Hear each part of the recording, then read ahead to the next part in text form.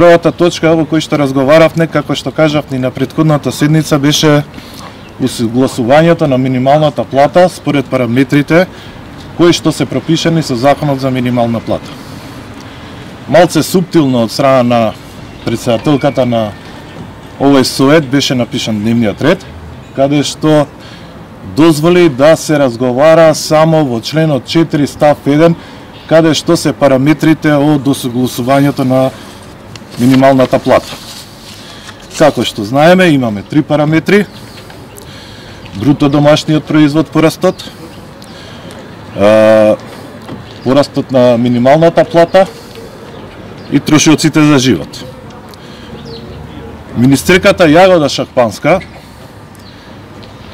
за толкување на законот во делот на минималната плата што се договоривме на претходната седница, каде што ние бевме исклучени, наместо да побара толкување од законот од законодавниот дом, каде што е единствен надлежен за толкување на закони, побарала толкување од Државниот завод за статистика.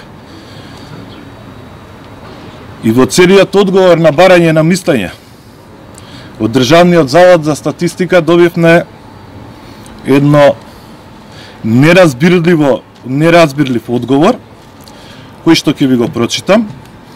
Во однос на барањето на мислење на стапка на реален раст на бруто домашниот производ, ви информираме дека Државниот завод за статистика терминот реален раст го користи кога станува збор за раст или опаѓање на БДП, односно кога стапката има позитивен или негативен раст. Стапката на раст на БДП ја мери процентуалната промена на реалниот БДП од еден во друг период и може да биде позитивен или негативен. Значи, сосема различно од она што го побаравме како синдикати на претходниот економско-социјален совет, и морам да напоменам уште еднашка, и еве, пред целата јавност ке кажам, толкување на закон може да донесе само законодавниот дом, кој што го донел и тој закон. Која е поентата во целата ситуација? Значи, имаме закон за минимална плата, каде што член 2 вика: минималната плата е најнискиот месечен износ на основна плата која работодавачот е должен да му ја исплати на работникот за работа извршена за полно работно време. И како што кажавме, минатиот пат, член 8, кој што кажува: постојните колективни договори ќе се усогласат со овој закон најдоцна во рок од 6 месеци од денот на влегување на сила на овој закон.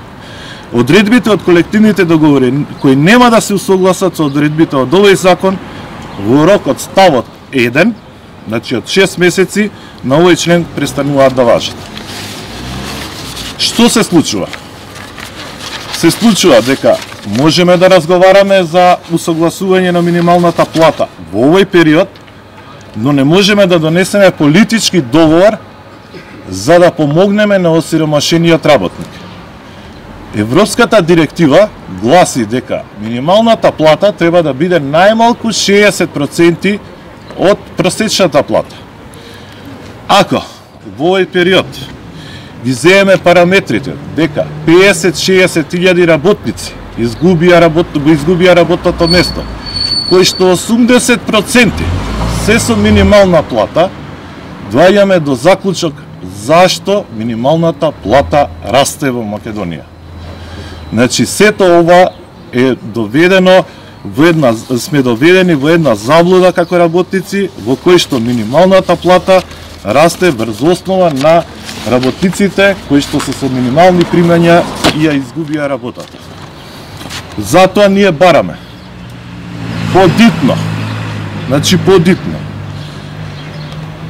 или БДП-та да биде 0, или минималната плата да биде 60% од просечната плата.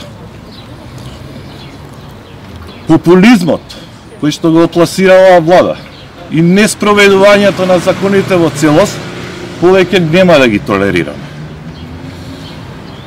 Можеме да кажеме дека слободно, дека според нашите анализи и истражувања, дека повеќе од 100.000 работници во овој момент ја примаат оваа минимална плата. Тука е клучот на проблемот каде што се спротивставува владата. Затоа што од тие 100.000, над 100.000 работници, скоро 40% се во јавниот сектор. Јавниот сектор, кажавме многу пати, е клекнат на колена. Јавната администрација, скоро 40% од јавната администрација е доведено на ниво на минимална плата. Како сакаме да имаме реформи и како сакаме да спроведуваме ефикасна јавна администрација кога 40% од јавната администрација не може да го преживее месецот?